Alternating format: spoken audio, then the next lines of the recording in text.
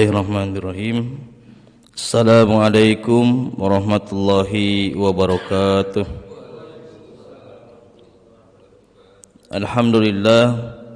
Alhamdulilladzi hadana lihada wa ma kunna linahtadiya laula an hadanallah.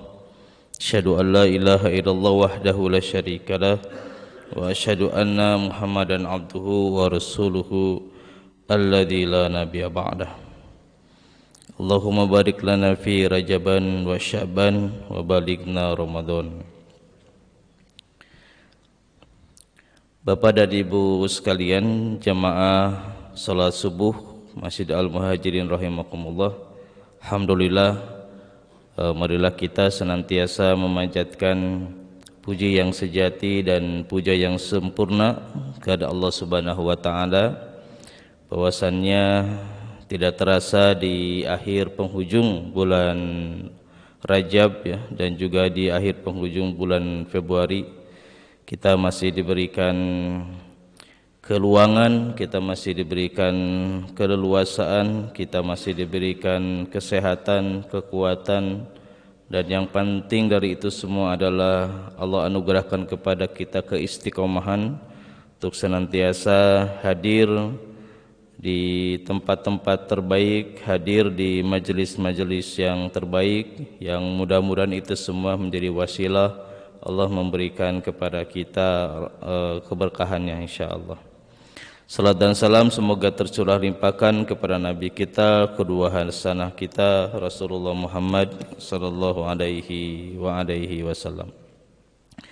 Bapak dan Ibu sekalian, insyaallah pada hari ini kita akan melanjutkan yang tersisa di 2 pekan kemarin kaitan dengan beberapa hal yang bisa kita ambil sebagai sebuah ibroh ya, walaupun kita meyakini bahwa apa yang kemudian terjadi kepada Nabi kita yang tercatat dalam semua kitab sirah, semua itu adalah bentuk dari mukjizat-mukjizat yang Allah anugerahkan kepada Nabi kita. Dan apapun yang kemudian ada yang terjadi itulah bagian dari sisi kenabian Nabi kita. Adapun kemudian yang diangkat dari setiap peristiwa menjadi sebuah ibroh ya, menjadi sebuah hikmah, menjadi sebuah pelajaran, itu ada dalam rangka kita melaksanakan perintah Allah kaitan dengan mengoptimalisasi akal pikiran kita, mengoptimalisasi potensi fikriah kita, yang semua itu bagaimana bisa menjadi wasilah meningkatnya iman kita kepada Allah Subhanahu wa taala insyaallah. Dari beberapa hikmah yang diambil dan kemarin sudah disampaikan, yang pertama kaitan dengan komitmen Nabi kita kaitan dengan musyawarah untuk kemudian menetapkan satu keputusan. Tapi dalam perang Uhud ini ada satu catatan penting kaitan dengan Nabi ketika sudah menetapkan satu keputusan, apalagi sudah mengimplementasikan persiapan pada satu keputusan itu, maka pantang bagi Nabi sebagai seorang Nabi untuk kemudian mencabut apa yang sudah diputuskan ya. Di mana saat itu Nabi sudah berpakaian perang, siap untuk kemudian menghadapi kaum musyrikin di medan perang, tapi kemudian ada lobi-lobi dari sahabat yang merasa yang merasa tidak nyaman, merasa ada sesuatu yang khawatir memaksa Nabi, tapi pada akhirnya Nabi menegaskan ya, bahwa pantang bagi seorang Nabi kalau sudah menetapkan perang maka tidak ada istilah mundur. Pun juga dengan kita ya, dengan apapun yang kemudian diputuskan dari sebuah surah, maka dia bisa dirubah dengan surah. Kemudian yang kedua kaitan dengan terbersihkannya semua persiapan, aktivitas dan hal-hal lain ketika perang Uhud dari unsur-unsur munafik dan unsur-unsur musyrik ya. Di mana kita ketahui 300 orang di bawah pengaruh Abdullah bin Ubay mengundurkan diri dari perang Uhud, dan juga tertolaknya usulan para sahabat untuk mengajak sekutu-sekutu kaum musyrikin yang ada di Madinah untuk membantu perang Uhud, menunjukkan bahwa apa yang terjadi di perang Uhud itu adalah murni kekuatan kaum muslimin dan Nabi menolak, dan bagaimana caranya perang tersebut tidak ada pengaruh dari unsur-unsur kemunafikan dan unsur-unsur kemusyrikan, ya.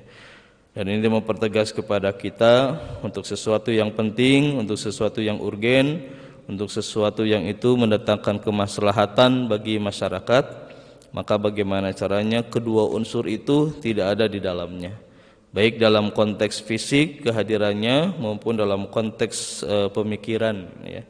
Sehingga sekalian ini yang menjadi landasan bagi kita semua dalam pengambilan keputusan, dalam pengambilan apapun itu yang itu berdampak besar terhadap kebaikan kaum muslimin, maka bagaimana caranya itu terbersihkan dari unsur-unsur kemunafikan dan unsur-unsur kemusyrikan, sehingga insyaallah semuanya mendatangkan kebaikan, keberkahan, ya, dan tentunya mendatangkan ridha Allah Subhanahu wa taala.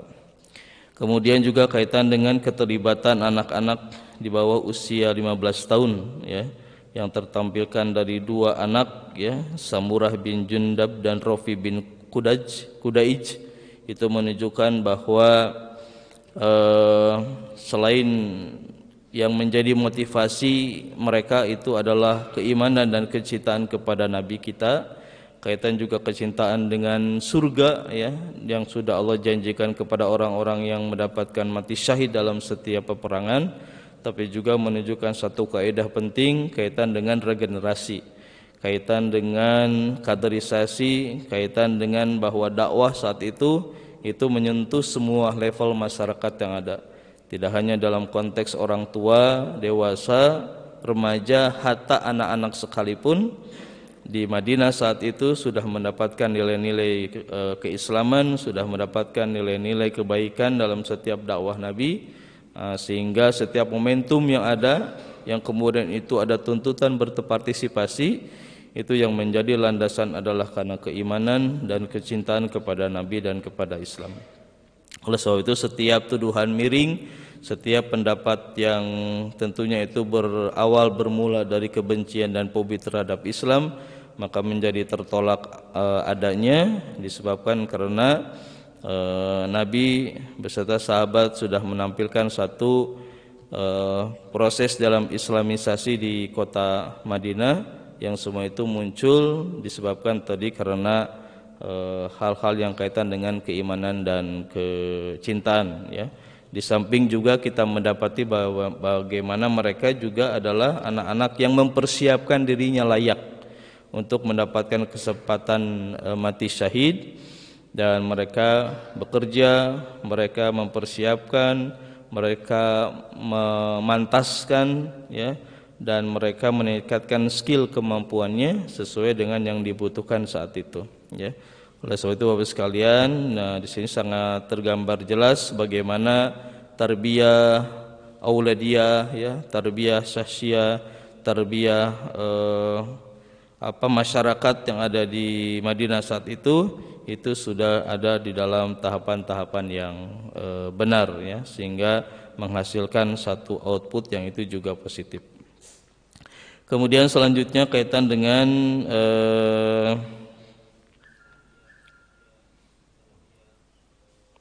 strategi yang dilakukan oleh Nabi kita, ya, kaitan dengan menempatkan pasukan pemanah di satu bukit, ya. Nah, itu menunjukkan dan menjadi kesimpulan atas semua urusan yang ada pada diri Nabi kita, bahwa Nabi Muhammad adalah seorang Rasul, ya. Nabi Muhammad adalah utusan Allah yang dibekali dengan semua kemampuan, ya, yang kemudian dibekali dengan semua kekuatan, yang semua itu menjadi dalil penting bagi kita bahwa apa yang kemudian dilakukan Nabi kita, apa yang kemudian ditetapkan oleh Nabi kita itu bagian dari kenabian, ya, termasuk di dalamnya bagaimana Nabi menetapkan strategi perang Uhud, perang Khandaq, dan perang-perang yang lainnya. Itu menunjukkan bahwa Nabi kita memang dipersiapkan untuk menjadi orang-orang atau untuk menjadi orang yang memiliki kemampuan dalam menetapkan strategi perang, ya. Yang dengan itu kita mendapati bahwa sesungguhnya apa yang sudah ditetapkan Nabi dalam setiap peperangan itu mendatangkan kemenangan, ya, mendatangkan kebaikan. Pun termasuk di dalamnya ketika perang Uhud ini, ya. Dan kita bisa mendapati sebetulnya, ya, kaum muslimin itu ada dalam posisi menang, ya. Posisi di mana kaum muslimin sudah unggul dalam banyak hal dari sisi mental terutama, tapi disebabkan karena tidak taatnya pasukan memanah yang menjadi wasilah kemenangan itu kemudian menjadi tertunda, ya. Walaupun nanti di bab lain di episode yang sama dikuatkan bahwa sesungguhnya kemenangan Uhud itu ada di tangan kaum muslimin.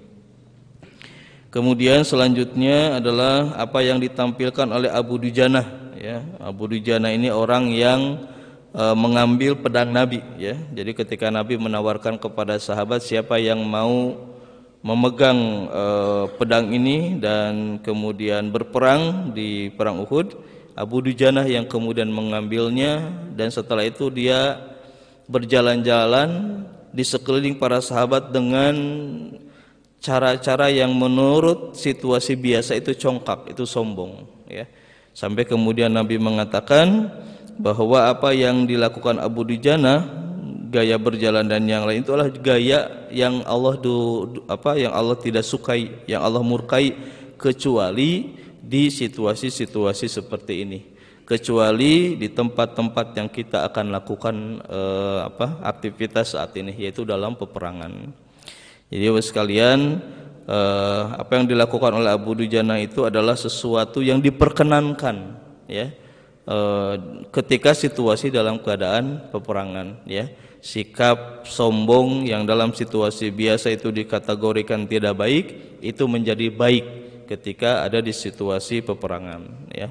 Nah, sebab itu salah satu yang dikesankan dari ini adalah bahwa dengan seperti itu mudah-mudahan musuh menjadi gentar, ya, musuh menjadi takut disebabkan karena kepercayaan diri, ya, disebabkan karena apa yang ditampilkan oleh kaum muslimin, ya, menunjukkan kesiapan mereka dalam menghadapi peperangan, ya.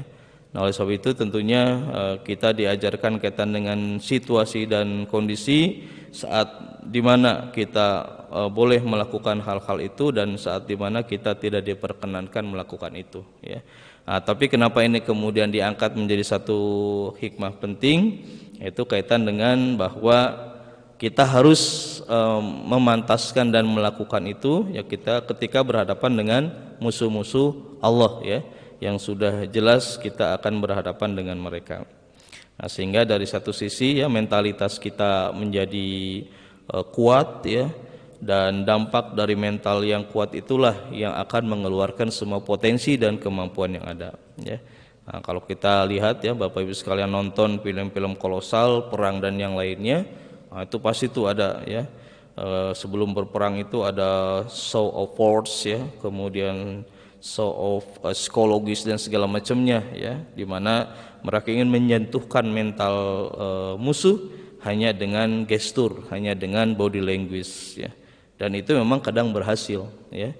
Nah, itu silakan diterapkan dalam semua strategi ketika kita berhadapan dengan hal-hal yang berhubungan dengan peperangan atau yang berhubungan dengan berhadapan dengan musuh-musuh Allah.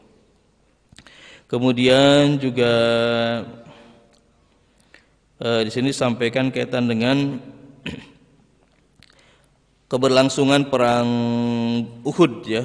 Ada dua dimensi yang diangkat, ya, kaitan dengan saat dimana para sahabat, para pasukan taat kepada Nabi, ya, taat kepada perintah Nabi, taat kepada strategi Nabi, maka kemenangan itu menjadi lebih cepat, ya. Kemenangan itu menjadi lebih mudah didapatkan oleh kaum muslimin, ya. Kita bisa melihat bagaimana durasi, ya, peperangan yang terjadi di awal-awal itu menunjukkan mentalitas kaum muslimin itu ada di atas angin, ya. Dan mentalitas kaum kafir Quraisy walaupun jumlahnya 3.000 orang berhadapan dengan 700, tapi karena ketaatan kepada Nabi, ya, ketaatan kepada qiyadah, ketaatan kepada pemimpin, itu kemudian mempermudah mereka mendapatkan kemenangan, ya. Tapi di situasi yang kedua, kita bisa mendapati bagaimana mental kaum musyrikin yang kemudian naik disebabkan karena ketidaktaatan kaum muslimin terhadap perintah Nabi, ya. Walaupun dalam banyak hal apa yang dilakukan oleh kaum muslimin saat itu, terutama yang ada di atas bukit, itu menunjukkan sebuah sunatullah, ya, sebuah peristiwa atau kejadian yang itu pasti akan dialami oleh setiap kita, ya. Tatkala mereka melihat kaum muslimin saudara-saudaranya mengejar kaum musyrikin yang kemudian beralih terbirit-birit disebabkan karena ketakutan terhadap kaum muslimin, dan setelah itu mereka mampu merampas rampasan perang, itulah yang kemudian menggoda, ya, sehingga mereka kemudian membuat statement sendiri, pendapat sendiri bahwa perintah Nabi sudah waktunya untuk atau sudah selesai perintah Nabi dengan kita berdiam di atas bukit, ya. Dengan situasi yang ada di mana saudara-saudara yang kami yang di bawah mampu memukul mundur kaum musyrikin dan mengambil harta rampasan, itu menjadi indikator peperangan sudah dimenangkan. Akhirnya hal-hal itulah yang menjadi perdebatan, perbedaan pendapat di antara pasukan pemanah, ya, yang sebagian besar kemudian meninggalkan posisinya, ya. Tapi saat itulah kemudian situasi menjadi berubah, ya, di mana Khalid bin Walid dengan segala keterbatasan situasi yang ada mampu melihat satu sisi ruang kosong yang ditinggalkan oleh kaum muslimin yang kemudian dimanfaatkan olehnya membawa pasukan dengan cara memutar pasukannya dan menghantam kaum muslimin dari belakang yang juga sedang disibukkan dengan mencari harta rampasan, ya. Nah, ini dua kondisi yang menunjukkan bahwa sesungguhnya tatkala kaum muslimin ada dalam posisi di mana mereka taat kepada Allah dan Rasulnya, maka sesungguhnya dukungan-dukungan itu pasti datang, malah lebih cepat. Malah dalam beberapa kesempatan perang, sebelum berperang kaum musyrikin sudah kalah. Sebelum terjadinya peperangan, kaum musyrikin sudah menyerah. Itu disebabkan karena bantuan Allah itu terlalu cepat, ya, dan itu adalah hak prerogatif Allah untuk memberikan kemenangan itu kepada kaum muslimin. Tapi Bapak sekalian, ada satu hal penting di sini yang ingin diangkat, ya, kaitan dengan bahwa apa yang dilakukan oleh kaum muslimin terutama yang bertugas di perbukitan, itu memang adalah sebuah hal yang berdampak sistemik, ya, terhadap strategi secara umum, ya. Turunnya mereka memang menyebabkan kaum muslimin mengalami pukulan yang sangat berat, ya. Apa yang dilakukan kaum muslimin saat itu berdampak terhadap meninggalnya beberapa sahabat dan juga terutama paman beliau yang sangat dicintai, ya, yaitu Hamzah bin Abdul Muthalib, ya. Nah, teman-teman sekalian, bahwa sekecil apapun kesalahan yang kemudian itu disebabkan tadi karena ketidaktaatan kepada kiada atau pimpinan, itu pasti berdampak terhadap situasi dan kondisi yang ada, ya, apapun itu. Dan itu kemudian dimasukkan dalam kategori sebagai sebuah bentuk sunatullah yang itu akan terus berulang, itu akan terus terjadi manakala terjadi kesalahan-kesalahan itu, ya. Termasuk juga saat ini, ya. Tatkala kemudian kaum muslimin dalam banyak hal salah dalam mengambil keputusan, salah dalam bersikap, salah dalam bertindak yang secara global maupun secara lokal, pasti itu berpengaruh terhadap kaum muslimin. Ini yang kemudian nanti berbicara tentang takaran, ya, tentang skala kesalahan yang kemudian berdampak secara sistemik atau berdampak secara strategis atau yang lainnya, ya. Jadi apapun kemudian terjadi saat ini yang berhubungan dengan kaum muslimin itu dipastikan karena ada kesalahan yang dilakukan oleh kaum muslimin itu sendiri, ya. Terutama mereka yang memiliki kekuatan dalam kebijakan, kekuatan dalam mengambil keputusan dalam konteks bernegara dan yang lainnya. Nah, itu pasti akan ada dampak, ya. Termasuk yang saat ini terjadi di India, ya, kemudian sebelumnya terjadi di negara-negara lain, itu juga menunjukkan satu bentuk adanya kesalahan yang dilakukan oleh kaum muslimin, ya. Jadi memang ini satu kesatuan, ya. Inilah kaum muslimin, ya, yang dalam banyak hak dari awal Nabi sudah mengatakan kal jasadil wahid, ya, seperti jasad yang satu, ya. Sakitnya satu bagian tubuh kita itu berpengaruh terhadap keseluruhan kondisi kita. Tapi kalau tidak care, kalau tidak peduli, ya, sesungguhnya dia sedang menyakiti dirinya sendiri, ya. Nah, itulah yang ingin digambarkan kepada kita, bahwa kesalahan kecil, ya, ini kalau dibandingkan dengan kesalahan umat kita saat ini, itu jauh lebih besar kesalahan kita dibanding kesalahan pasukan pemanah saat itu, ya. Nah, ini yang kemudian digaris bawahi, ya, betapa kita dituntut untuk kemudian senantiasa taat, patuh kepada Allah Subhanahu wa taala, kepada nabi kita dengan cara taat kepada Quran dan sunnah-sunnah. Kemudian yang selanjutnya kaitan dengan satu episode penting, ya, kaitan dengan bagaimana para sahabat Nabi begitu sangat mudah untuk kemudian merespon bagaimana mereka bisa melindungi nabinya, ya. Tidak sedikit bagaimana digambarkan para sahabat di dalam tubuhnya itu ada sampai lebih dari 70 tusukan, 70 anak panah, 70 tombak, disebabkan karena melindungi nabinya. Dan itu bergantian, saling bergantian. Ketika satu sahabat menghalangi nabi, kemudian menjadi benteng dan perisai nabi, dan kemudian syahid di syahid atasnya, kemudian digantikan oleh sahabat-sahabat yang lain, ya. Ini kalau kemudian diceritakan memang mudah, ya. Tapi kalau kita berhadapan dengan situasi, pasti itu akan menjadi lebih sulit. Karena yang dihadapkan dan yang mereka harus korbankan adalah nyawa mereka, ya. Dan tentunya di situ ada kepedihan dan kesakitan. Tapi apa yang kemudian menjadi motivasi penting dari para sahabat menjadi perisai Nabi, ya, dan bagaimana caranya Nabi kita selamat dan tidak mendapatkan kesulitan? Dua hal. Yang pertama adalah karena keimanan, yang kedua adalah karena kecintaan. Mahabbatullah dan mahabbatur Rasulullah. Itulah yang menjadi motivasi penting, yang menjadi motivasi paling utama mereka melakukan itu semua. Dan itu semua adalah jawaban dari semua setiap kehidupan kita, ya.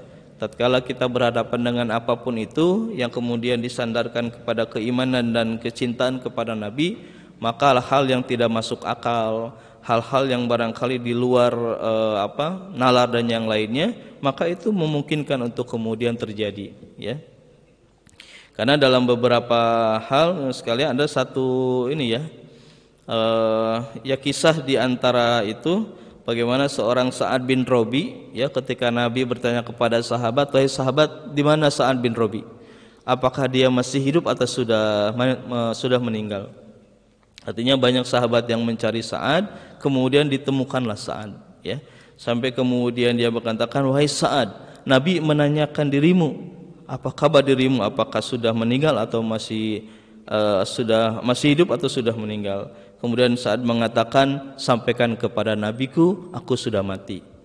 Berikan salam kepadaku, ya, sampaikan bahwa aku mencintainya di atas semua yang aku cintai, ya, dan sampaikan salam kepada kaum muslimin, jagalah nabi kami, jagalah nabi kita. Jangan sampai dia mendapatkan kesulitan, jangan sampai dia mendapatkan kemudaratan atas apa yang kita lakukan, sampai kemudian kita mendapati takdir dari Allah Subhanahu wa taala, ya." Itulah yang kemudian dipesankan oleh Sa'ad bin Rabi, yang menunjukkan bahwa beliau sangat mengutamakan Nabi, ya. Beliau sangat mengutamakan orang yang sangat dicintainya, dan beliau mendapati bahwa tidak ada sosok yang menggantikan semua kehidupan dari jahiliyah kepada kebaikan kecuali Nabi Muhammad SAW, ya. Sehingga tidak ada pesan penting yang beliau sampaikan kepada kaum muslimin satu kecuali jangan tinggalkan Nabi kita, terus cintai Nabi kita, lindungi, jaga kehormatannya, jaga nama baiknya, karena sesungguhnya di situ ada banyak kebaikan. Inilah sekalian yang menjadi dasar penting bagi kita untuk semua dan setiap kebaikan yang ingin kita dapatkan sampai nanti yaumil akhir. Rumusnya adalah bagaimana kita tetap mencintai Nabi kita dan kita tetap menjaga apa yang kemudian Nabi kita perintahkan sampai yaumil akhir. Maka kita akan mendapatkan kemuliaan seperti halnya sahabat-sahabat mulia lainnya yang menjadikan Nabi menjadi orang-orang yang Nabi menjadi orang yang mereka cintai, mereka hormati dan mereka utamakan melebihi dari semua yang mereka miliki, ya. Anak, istri, keluarga, harta dan yang lainnya itu jauh lebih penting mendengar kabar Nabi kita baik-baik saja, ya. Itulah yang kemudian ditanyakan oleh seluruh kaum muslimin yang ada di Madinah yang tidak ikut berperang, semuanya menanyakan tentang Nabi kita. Tidak ada yang kemudian dia menanyakan tentang bagaimana suami saya, bagaimana anak saya, bagaimana si fulan, segala macam. Pertanyaan pertama yang mereka ajukan kepada kaum muslim yang datang kepada Madinah, kepada kota Madinah adalah bagaimana Nabi kami, bagaimana keadaan beliau, apakah beliau baik-baik saja, ya. Nah, dari sekalian ini tentunya menjadi hal yang penting, ya. Memang yang membedakan kita dengan mereka adalah hadirnya Nabi saat itu, ya. Di mana ada satu tentunya hal yang berbeda, ya. Sementara kita tidak mendapati Nabi kita tidak mendapati ada di samping beliau, kita tidak bisa memandang wajah beliau, kemudian kita tidak bisa melihat beliau dalam banyak hal, itu yang membedakannya. Tapi Nabi kemudian menjamin bahwa orang-orang yang kelak pertama kali mendapatkan kebaikan Nabi adalah mereka yang tidak melihatku, mereka yang tidak ada bersamaku saat itu, tapi mereka taat kepadaku, mereka cinta kepadaku, dan mereka melaksanakan apa yang kemudian aku perintahkan. Mudah-mudahan kita semua menjadi orang-orang yang diakui oleh Nabi kita, mendapatkan syafaat dari beliau dan berada di sisi beliau nanti di surganya insyaallah. Amin ya rabbal alamin. Barangkali itu sekalian yang bisa disampaikan sebagai hikmah dari beberapa hal yang terkait dengan perang Uhud, ya. Mudah-mudahan memberikan manfaat buat kita semua insyaallah. Terima kasih atas segala perhatiannya. Mohon maaf kalau ada hal-hal yang tidak berkenan. Aqulu qouli hadza wa astaghfirullahi wa lakum. Assalamualaikum warahmatullahi wabarakatuh.